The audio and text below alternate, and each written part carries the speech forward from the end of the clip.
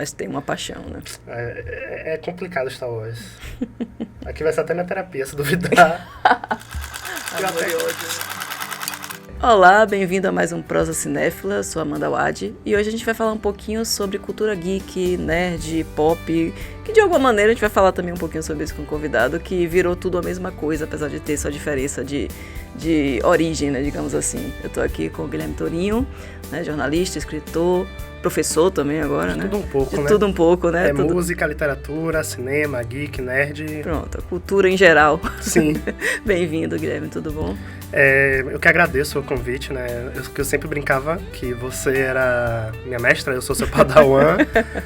E falar de cinema, né? E principalmente dessa parte geek que a gente tava conversando no início, né? O nerd era tão execrado assim. Sim. Que não tinha aquele lugar.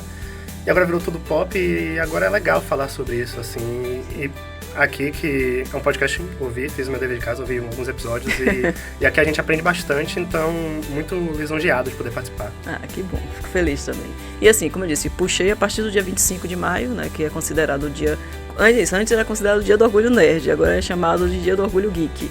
Né, falar um pouquinho sobre a diferença dessa origem, né, que o nerd tinha essa coisa mais pejorativa e aí virou o geek, que tinha essa relação mais com tecnologia, mas que agora meio que se mistura, né? Não, então, hoje eu já, por causa do podcast, assim, né, eu lembrei disso, eu falei, rapaz, deixa eu lembrar a diferença, porque eu lembro que, na verdade, eu acho que a grande questão era o extrovertido e o introvertido. O nerd era introvertido e o geek era o extrovertido. E eu lembro que eu fui pesquisar isso a primeira vez, eu deveria ter uns 11, 12 anos, teve aqui um evento em Salvador, do Orgulho Nerd.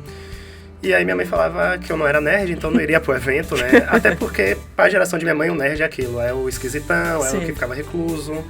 Mas quando eu fui pesquisar, falava que assim, se você gosta dos filmes da Marvel, gosta dos filmes da DC, você é um geek. Eu ficava, tá, então, o que seria um nerd, né? E aí falava que um nerd é voltado pra parte de tecnologia, que são pessoas ficcionadas. Só que eu, particularmente, eu não concordo tanto, porque tem gente que...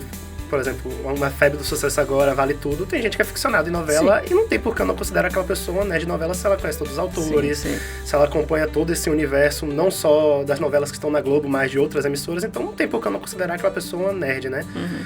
E eu acho que é isso. O nerd acabou ampliando para tantos campos, né? Você pode ser nerd, como eu tava falando, amo música, né? Eu me considero um nerd de música. Sim.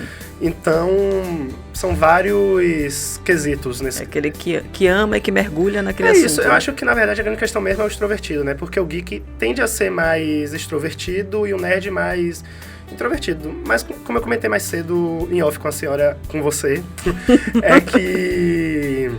É tudo a mesma coisa agora, o pop, querendo ou não, a Marvel, talvez Star Wars no início, lá nos anos 80, né? Mas principalmente a Marvel agora, e o capitalismo, querendo ou não, tá querendo vender o nerd, tá querendo vender o geek, e todo mundo tá abraçando, né? Então muita gente que com certeza não se considera nem nerd nem geek, mas vai ao cinema ver filme de super-herói. Sim. Então virou tudo uma coisa só. Tudo essa cultura pop de vendas e tal. E que é interessante ver dessa origem, né? Você tá aí com a camisa... Fez o dever de casa mesmo, chegou uniformizado, May the Force be with you, do Star Wars, que tem essa divisão, né? Dia 25 de maio é o dia do orgulho geek, por dois motivos, né? Por causa do Mochileiro da Galáxia, com a sua toalha, e por causa do lançamento de Uma Nova Esperança. Só faltei vir com a toalha. Né? Pra ficar completo.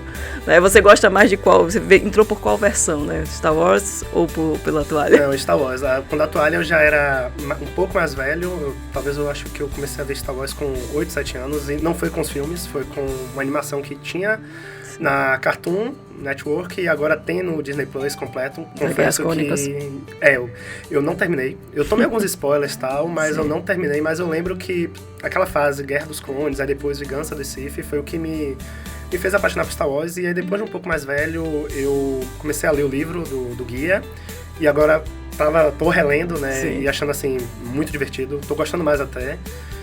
E o Star Wars, ele acabou que foi a porta de entrada pra esse universo, assim. Na época eu não me considerava com Star Wars geek nem nerd, assim. Podia ser estranho, né? Porque eu era apaixonado por Star Wars, ainda sou.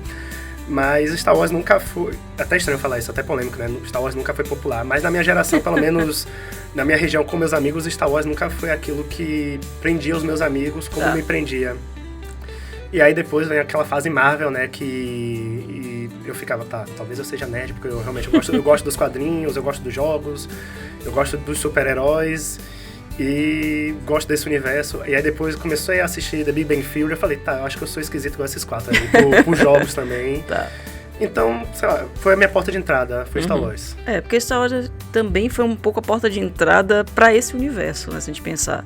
Né, para quem não conhece, né, dia 25 de maio de 77 estreou Uma Nova Esperança, que ainda era só Guerra das Estrelas, né, não tinha ainda essa pretensão de ser essa sextologia, novelologias ou todo esse universo. Não, e Star Wars eu tenho uma birra com Star Wars, apesar de amar muito, é que Star Wars começou com filmes e hoje os furos de roteiros que existem são respondidos em livros, são respondidos em jogos de carta. Então, assim, o meu conselho, né, para quem quer assistir Star Wars, comece nos filmes e vai aos poucos, assim, sendo introduzido, porque agora ainda piorou, né, porque tem as séries, muito boas algumas, como Mandalorian, mas aquilo, para acompanhar Star Wars é complicado, porque até mesmo os filmes, para você acompanhar, tem aquela ordem, né, que você me pergunta, você assiste em qual ordem? 1, 2 ou 3, 4, 5, 6... E eu vou na ordem de lançamento mesmo, cronológica, que eu prefiro, acho mais impactante. Mas Star Wars é muito complicado porque são tantas coisas agora. Não que outras vertentes não tenham isso, como a gente tá falando da Marvel, né, que bebeu muito dessa fonte. Mas eu acho que a Marvel ainda é um pouco mais organizado, talvez. A Star Wars É porque foi planejado, né? A Marvel realmente disse, não, vou entrar no cinema, vou construir esse universo, né, transmediático. Já foi um plano, já meio que pacote. Em 77 não tinha essa cultura, né? Então chamaram o George Lucas de louco, inclusive, quando ele disse que ele queria só a patente da marca para vender boneco. Vender boneco de filme, que loucura. Né? Então essa cultura ele começa meio que a introduzir, né? Digamos assim, de boneco, livro, camisa, né? Tudo ao redor de uma construção de filme. Então você acha que é uma cultura, né, que marca, né, gerações, né, dentro desse processo. E aí, se a gente for falar de cinema mesmo, acabou mudando o cinema como um todo, né? Porque outros filmes, se você parar pra pensar, Poderoso Chefão, que é um filme de drama, assim, meio máfia, meio policial, mas o que tem de produtos licenciados na marca Poderoso Chefão... Verdade. Tudo bem que Poderoso Chefão é bem antes ainda de Star Wars, né? Mas, assim, é um exemplo de como esses filmes, esses produtos geeks, nerd, estabeleceram uma relação, e hoje você vê que tem muito filme que quando você vai assistir, que vão concorrer ao Oscar ou tá naquele circuito, não são necessariamente filmes incríveis. Só que tem toda uma mídia por trás. Eu lembro de Challengers, né, que o Luca Guadagnino, ele não era um diretor hypado como ele se tornou. E aí muitos falam, porque vai ter a Zendaya, vai ter... Igual ela está no MCU, né? O próprio Duna também. O Duna ninguém conhecia. Sim. Era um livro muito bom, inclusive, li, do Frank Herbert, que... assim, pouca gente conhecia, né? Tem um filme muito mais antigo, mas, sei lá, acho que as pessoas que conhecessem Duna antes realmente eram nerds. E aí, quando teve a Zendaya, teve esses atores, já era pensado também em vender boneco, já tá... Tanto que hoje você encontra muitos produtos licenciados de Duna, jogo. Então, assim, acaba voltando pro Star Wars, né? Virou esse... Apesar que Star Wars bebeu muito da fonte de Duna no processo de criação, mas hoje tudo é licenciado, tudo é boneco por causa desses filmes. E aí filmes de drama, filmes de terror, você vê que produtos são licenciados. Acho que o grande exemplo é o terror, Pânico. Pânico virou uma marca, Chuck virou uma marca que acho que naquela época ninguém pensava, ninguém esperava pro filme de terror. Sim, que tem essa lógica desse potencial para viralizar, né, para ganhar um outro mundo, outra energia. Você falou de Duna, aí eu sei que é um pouco essa diferença. Você também é escritor, então uma coisa é o universo pop do cinema e outro da literatura, ainda que se misturem muito, né? Duna, ele sempre foi considerado um clássico, né, dessa guia dos livros, a série de livros sempre foi muito vista, que é o Guia do Mochileiro da Galáxia, também tem muito mais força, né, na literatura do que o filme. Não, o filme eu não, confesso que eu nunca assisti, mas também os comentários nunca me forçaram também a assistir, porque falam... Mas, assim, focando no livro, realmente, eu acho que é muito complicado, assim, e aí entra também aquela questão que tem muito nos quadrinhos, com os filmes da DC, com os filmes da Marvel, que é aquilo, não está sendo fiel aos livros, não está sendo fiel aos quadrinhos. Eu, particularmente, acho, em certas partes, bobagem, porque eu acho que também o diretor e os atores, eles têm que ter a liberdade criativa para explorar aquele material. Mas, de fato, são universos diferentes e que as pessoas acabam confundindo e querendo que tenham uma obrigação de ser igual, sendo que não é o propósito. Até porque, se a gente olhar, o público que a Marvel quer atingir e o público que estão tornando eles preocupados em fazer filmes melhores não é um público que consome quadrinhos, é um público que vai pro cinema ocasionalmente ou transforma aquilo que a Marvel realmente fez, que foi um evento. Então, são pessoas que não necessariamente tem essa paixão geek ou nerd, né? É isso que eu falei, porque tem algumas obras que são da literatura e ficam nessa...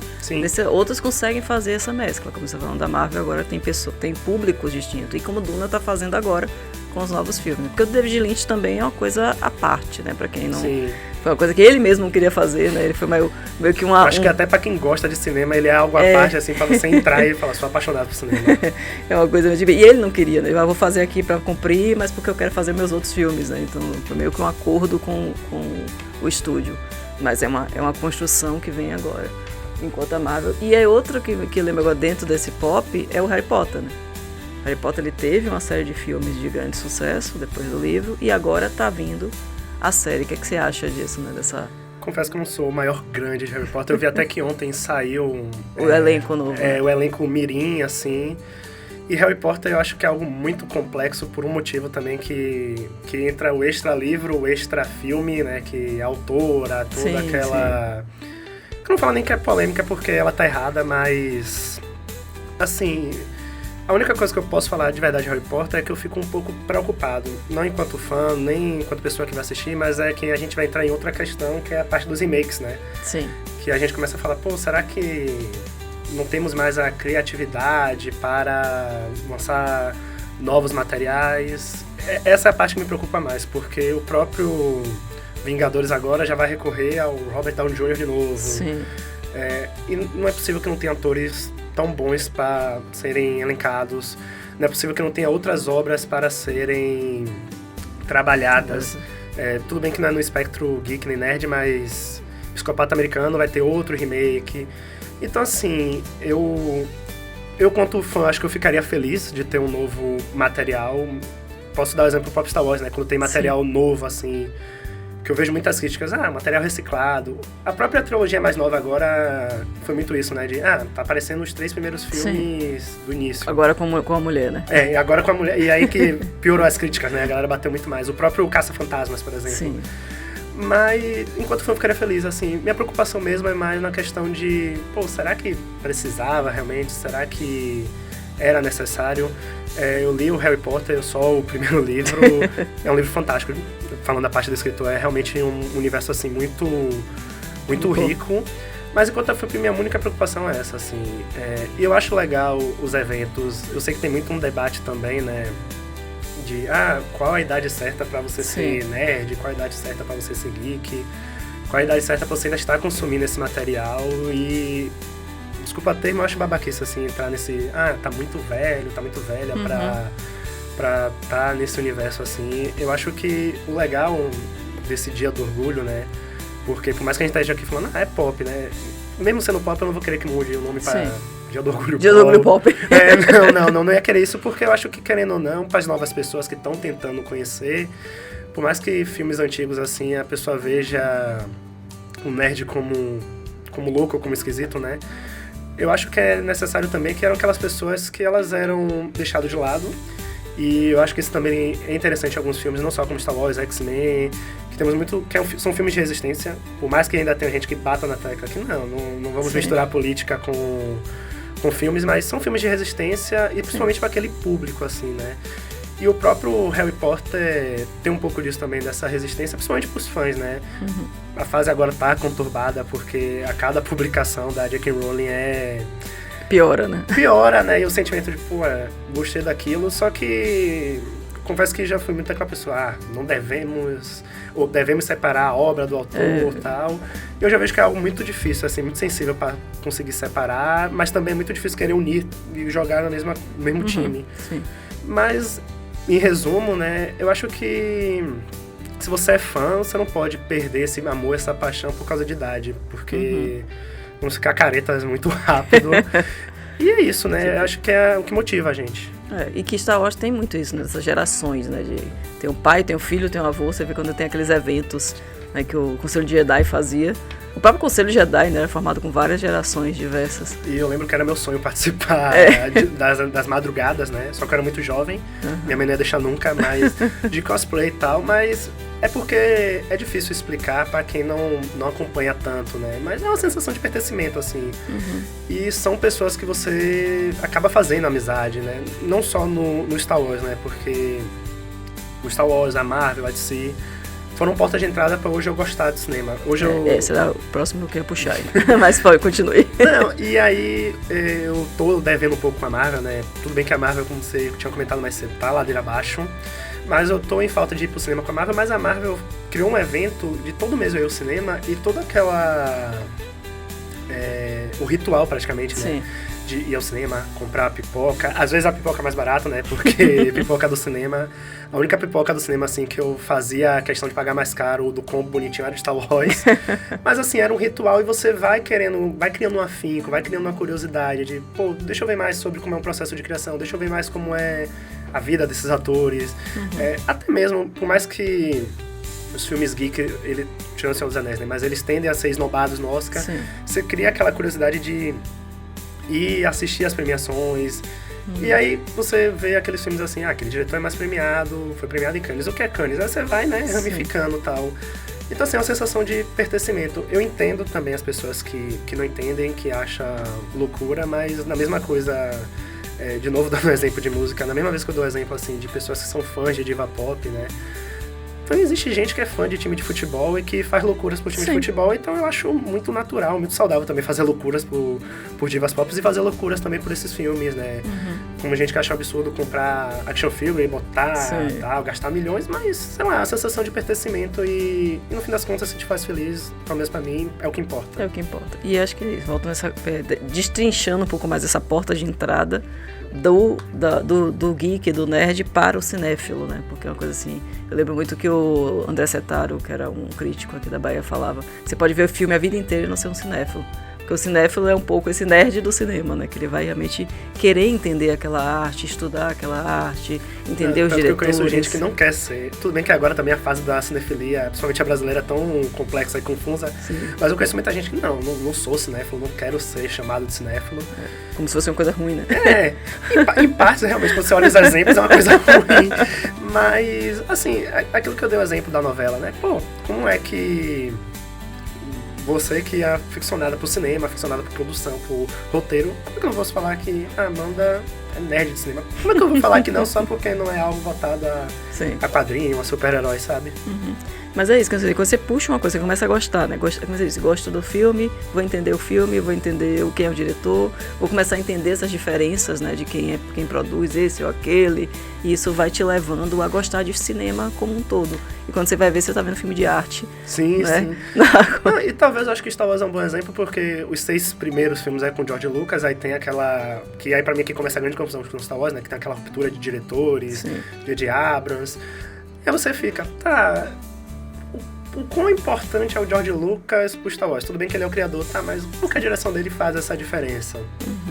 E aí você vê a direção do J.J. Abrams, você tenta ver diferenças de direção, né?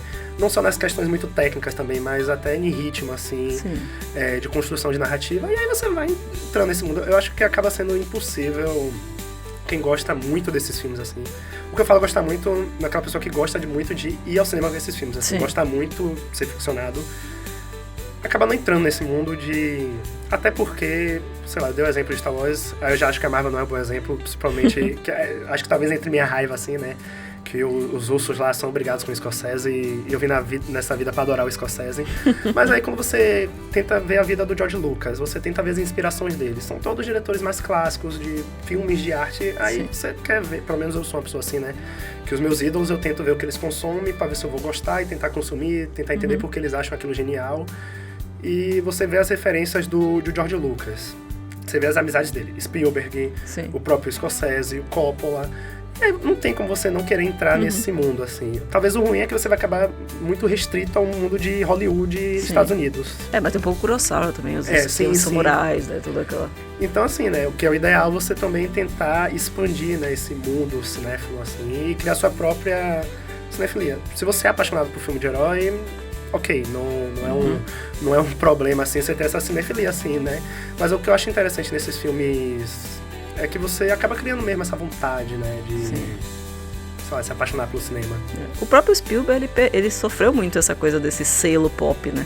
Ele só foi ser reconhecido como cineasta depois da lista de Schindler.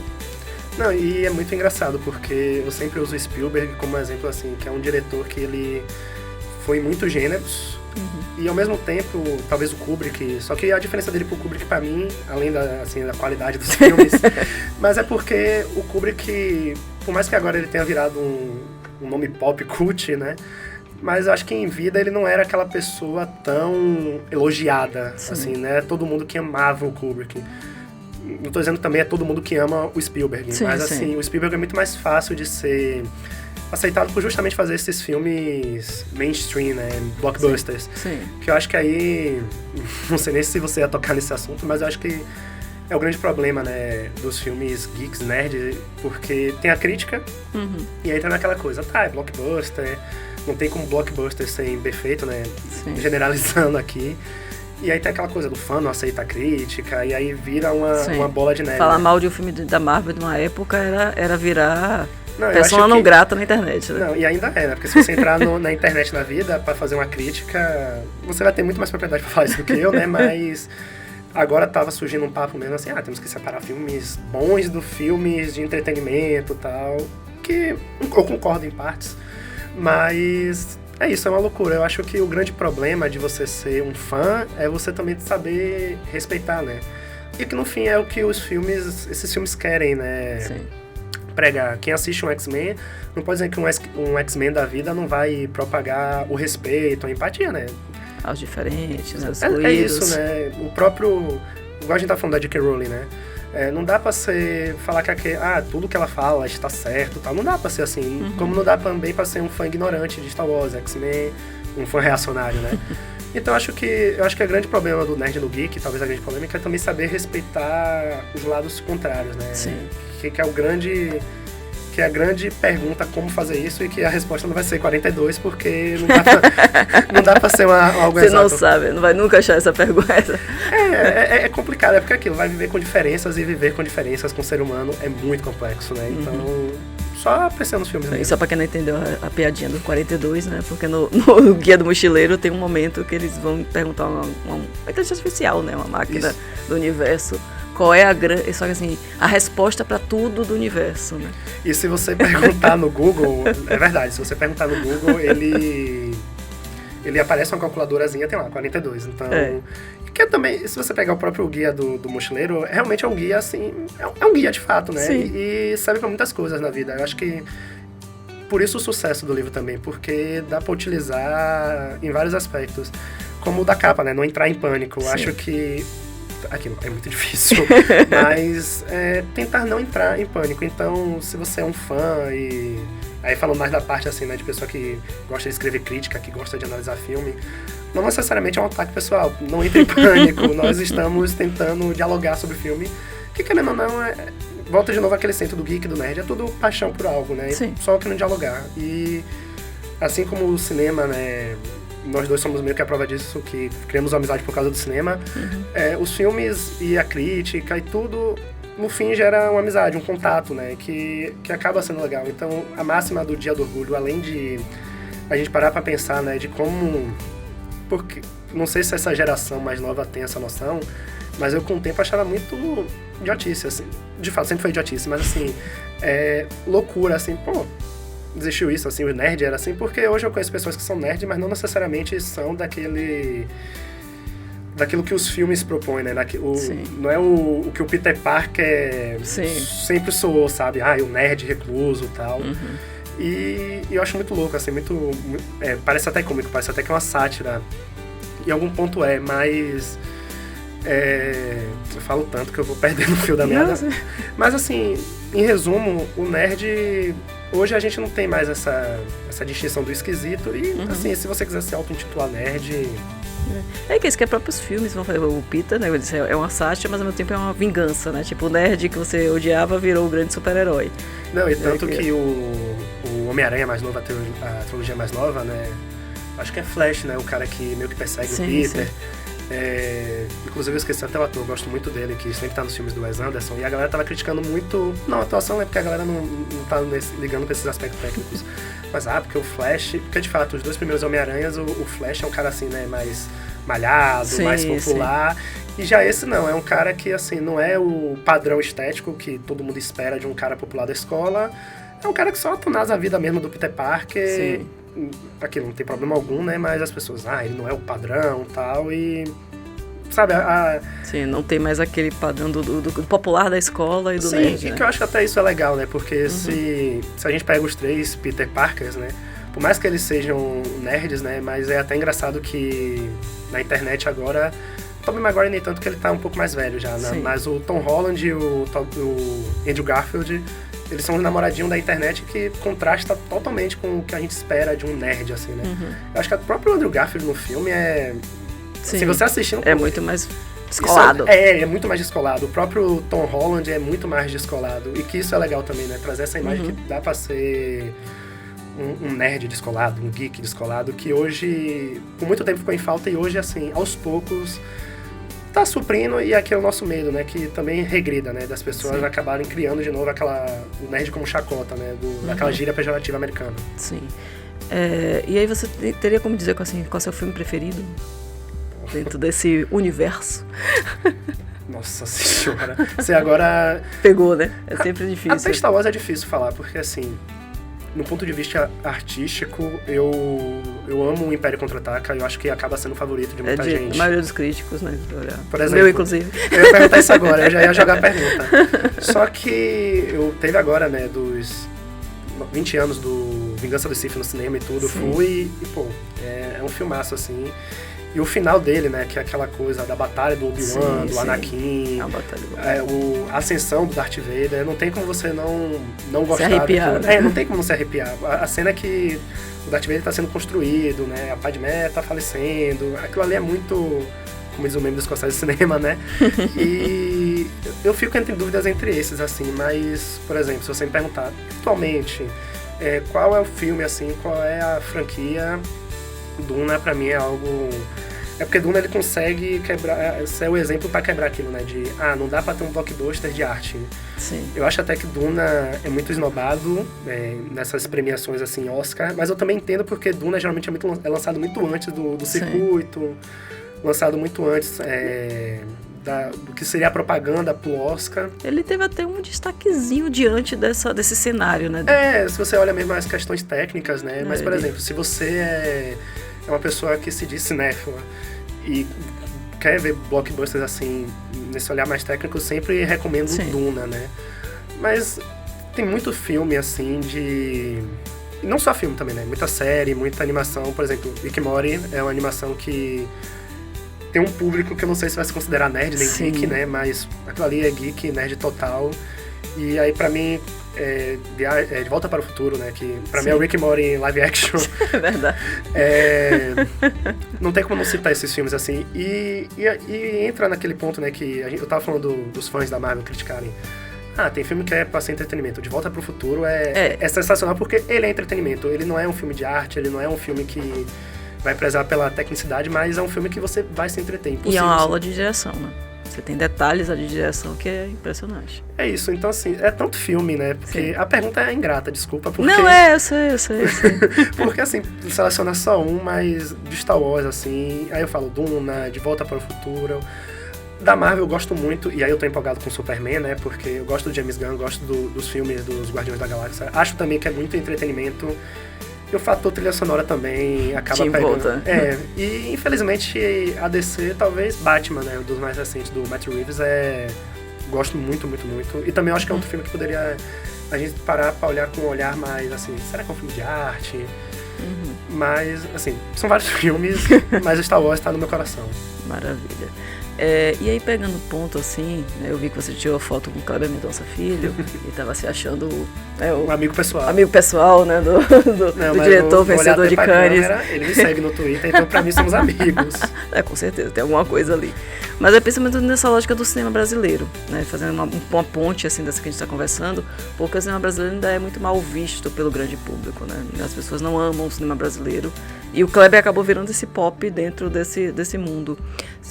Será que exatamente isso? Não tem esses filmes, né, essas franquias, pops no cinema brasileiro? E por isso o grande público considera algo ruim, menor? É porque quando a gente vai falar de cinema brasileiro, eu acho que a gente tem que pensar também que tem tantos outros fatores, né? Por exemplo, o Kleber, ele postou uma foto, não sei se foi hoje ou foi ontem, mas, né, falando que Lula, o presidente, ligou pra ele, agradeceu, e aí no meio da legenda ele fala que em 2019, quando lançou Bacurau, não teve uma ligação. Então, pra pensar assim... E quando teve Aquários, foi aquela coisa, né? E eu lembro que ele comentou que, não sei se foi o Som ao Redor, Aquários, eu não tô na dúvida, mas só foi pro cinema e só teve público por causa da cota de tela e tal. Acho que foi Aquário, porque o Som ao Redor ainda tava muito no início, não tinha... Pronto, então... E Aquários teve o problema de Cannes, inclusive, né, que ele fizeram uma manifestação. Então... você pensa assim, políticas públicas e tal. No Brasil é muito complicado falar de cinema. E tem também o preconceito que foi instalado através de senso comum, né? Sim. Que a gente pode dizer que acabou que virou senso comum. Porque, por exemplo, eu conheço gente, né, que fala que não gosta de filme brasileiro porque filme brasileiro é só cenas pornográficas. Aquela mesma visão ainda da boca do lixo, né? Como se o cinema fosse o cinema marginal, boca do lixo ainda. Então, assim, é muito complicado parar pra pensar, assim...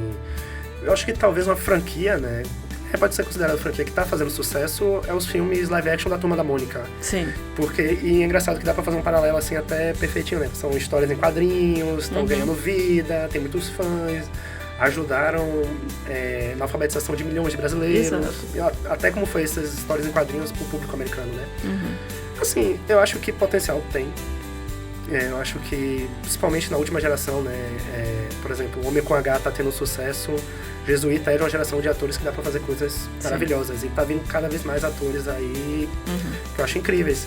Então tem tudo. Eu acho que o problema só é como... Aí eu acho que entra o governo, né? Como é que nós vamos... não é divulgar bem, mas trabalhar os nossos materiais, não só para filmes...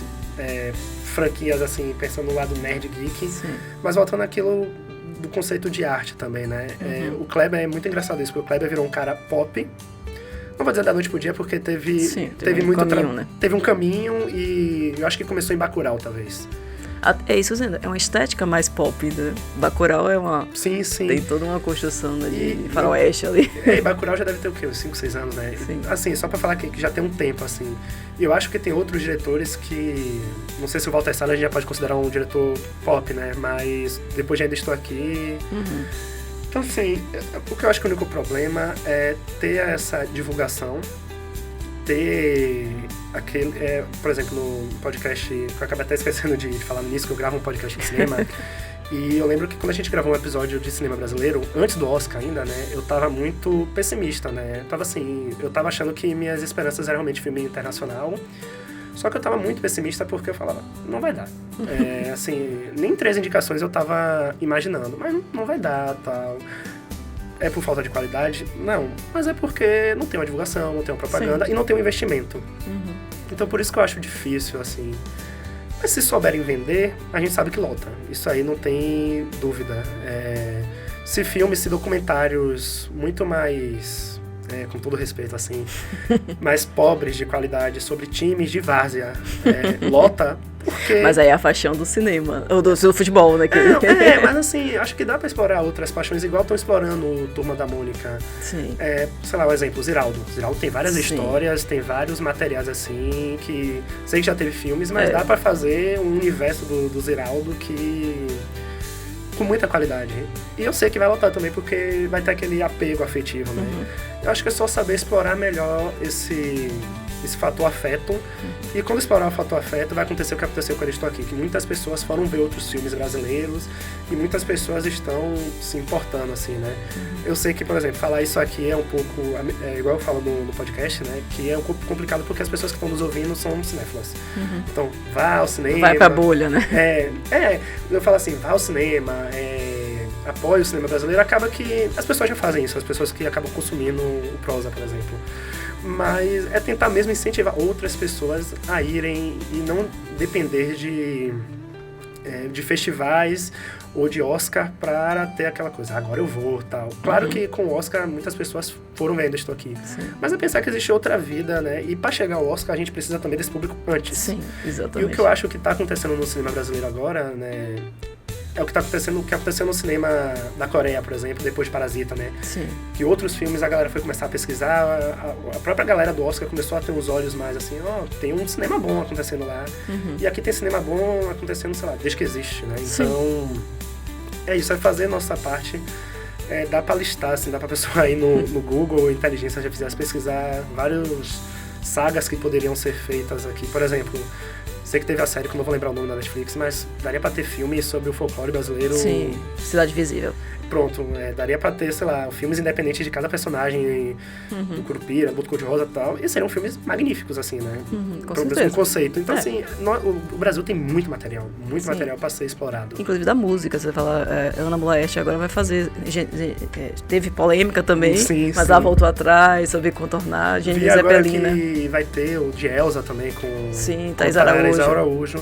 Então, assim, é um cinema que dá pra ser apreciado, né? É aquilo, é meio complicado falar aqui, porque eu sei que as pessoas que vão escutar aqui, elas são apaixonadas por cinema, elas querem apoiar o cinema.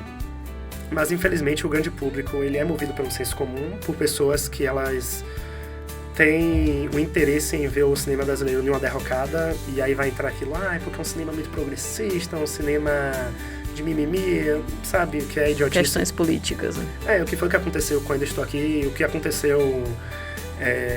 nós soteropolitanos baianos com o Apaió 2, que foi tentar ter um boicote, mas graças a Deus não surgiu efeito. Então, assim, infelizmente é tentar... como eu falei mais cedo com você, né, que eu tô tentando catequizar as pessoas a voltarem e ir ao cinema. Sim. E eu acho que, além do amar o Scorsese, minha outra missão na Terra talvez seja catequizar essas pessoas a irem ao cinema, porque é um trabalho de milhões de pessoas que está envolvido, é uma paixão, é uma arte que merece ser divulgada, ser compartilhada e ser principalmente apoiada, né? Infelizmente, as pessoas acham que dinheiro cai do céu, mas pro cinema acontecer depende da nossa parte enquanto telespectador também. Com certeza. E só pra doutrinar mais, né, pra gente mas, encerrando esse papo, doutrinar mais, por que ver um filme no cinema? Qual é a diferença, né? Pô, tudo. É porque, primeiro, aí eu peço, né, também acho que as pessoas daqui que escutam a gente, estão nos visualizando, elas fazem isso, mas por favor, se você vai ao cinema, desliga o celular, gente. Não converse com o coleguinha. Não converse com o colega do lado, mas é isso, eu pelo menos eu tento fazer essa rotina em casa de desligar o celular, só que às vezes é complicado, porque às vezes pode acontecer uma emergência, você tem que estar meio que atento ao celular, mas no cinema, quando eu desligo o celular, eu e o cinema, assim, sabe? Eu assisti recentemente o documentário da Rita Lee, né, o Rita. Sim. E é meio que a Rita Lee conversando comigo, assim, eu sei que em minha casa não teria essa imersão, porque às vezes o cachorro da vizinha vai latir, às vezes minha mãe vai me chamar pra fazer uma coisa e tal, então vai me quebrar isso. E no cinema, por mais que tenham mal educados, a imersão é tão grande que não vai conseguir me quebrar. E, por exemplo, eu falei de filmes que foram relançados, na verdade, né? Sim. Teve Poder do Chefão e, pô, a cena do Michael beijando o Fredo, nenhum outro lugar, além da sala de cinema, vai me ter aquela comoção que eu tive. E só de lembrar eu tento quase me arrepiar aqui. Mas é isso, o cinema é muito diferente. Eu sei que tem o streaming ajuda muito para pessoas que talvez querem entrar nessa área de eu quero ver filmes, eu quero me apaixonar por cinema, porque eu conheço muita gente que tem até vergonha de ir ao cinema, né? Eu tento criar meio que um cineclube de pessoas que se dizem gostar de cinema, mas elas falam, eu tenho vergonha, eu não tenho o vocabulário técnico para comentar sobre cinema em um grupo de WhatsApp, que nem precisa, né? Mas assim, tem gente que tem vergonha mesmo de, eu nunca vi Poder do Chefão, eu ir pro cinema pra ver a primeira vez, melhor coisa, melhor. Exatamente, né? Queria eu ter visto o Poder do Chefão pela primeira vez no cinema. Também. Então assim, ir ao cinema é uma imersão, você cria amigos, eu falei de cineclube, se tiver um cineclube em sua cidade, né? Tenta precisar ao máximo, porque você vai criando novas amizades. E a visão de mundo com o cinema, não necessariamente precisa da expressão para isso, né? Mas você meio que vai expandindo, vai transcendendo, assim. No cinema é tudo diferente, né? Não tem jeito, é só você indo. É igual, voltando pra música, né? É igual assistir um show em casa e assistir um show ali Apesar de todos os perrengues, é a melhor coisa, sabe? Não tem igual. Ou como que é fã de futebol, ver no estádio realmente o seu time jogando do que em casa. Sei que tem uns perrengues, sei que o perrengue do cinema, no caso, o cinema é caro, lanche é caro, Uber, estacionamento de shopping tá cada vez mais caro, mas se tentar fazer uma força, assim... eu falei de cineclubes, né? Cineclubes muitas vezes tem sessão mais baratas, que às vezes o próprio... Ou gratuitas também. Gratuitas. Aqui em Salvador tem na Walter, né? Walter... Não, tinha no Glauber, mas parou um pouquinho agora, não sei se vai voltar. Mas assim, se você for pesquisar, você vai ter... Próprias faculdades UFBA, né? Sim. Essas faculdades federais estaduais, elas têm sessões gratuitas. Então, assim, se você gosta de cinema, tenta fazer um esforço, tenta ir, porque é aquilo, além de ser um emprego de muitas pessoas, é uma paixão, assim, e conta a história de um país também. Então, a gente não pode deixar a nossa história ser apagada e morrer. Maravilha. Acho que é essa a lição. Essa lição final, né? Bom, obrigada, Guilherme. Não, eu que agradeço, é uma honra. Não sei se pode contar que a senhora foi minha professora. A senhora ou é você? Não, senhora? Eu tenho um problema com meio que o respeito da senhora, mas, como eu falei, né, pra mim é uma honra e uma responsabilidade muito grande, né? Sim. Pra ver se eu aprendi mesmo. Eu lembro que perturbei muito com filmes geeks, né? Sim. Acabamos não citando Zack Snyder, mas sempre falava de Zack Snyder nas aulas pra perturbar. E é uma honra, assim... Por favor, chame mais vezes, porque falar disso... E fala um pouquinho aí também como as pessoas podem te encontrar, né? Seu podcast, seu Letterboxd. Meu Letterboxd, inclusive, eu tinha uma missão na faculdade de catequizar a senhorita Amanda a participar mais ativamente do Letterboxd. Eu sei que muitas pessoas têm questão com o Letterboxd, né? Principalmente agora que... não sei se você chegou a perceber isso, né? Mas... A Agente Secreta, por exemplo, nem foi lançada no Brasil, mas os brasileiros já estão indo dar nota pra ficar bem ranqueado e tal. Um jeitinho muito brasileiro, assim. Mas minhas redes sociais é @guitorinho, em todas as plataformas, inclusive no Letterboxd. E eu participo de um podcast de cinema, inclusive mandar um abraço pros meus amigos Gabriel, Smack e Douglas. E a gente tenta falar não só de filmes específicos, né? Não tentar só focar em filmes Marvel, DC, assim, mas a gente tenta falar de um cinema em geral, assim, de temas, por que uma premiação é importante, o papel do crítico, o Rotten Tomatoes, é comprado, é vendido, assim. A gente tenta explorar o máximo, assim, porque o cinema é além da tecnicidade, e eu também acho que não podemos ficar presos a vocabulários técnicos, porque a gente vai acabar meio que soando meio elitistas e acabar excluindo pessoas que às vezes nem querem aprender mais sobre esse vocabulário, só quer poder compartilhar a paixão sobre filme. E o nosso podcast é Por Trás do Projetor, então nós estamos em todas essas plataformas de áudios.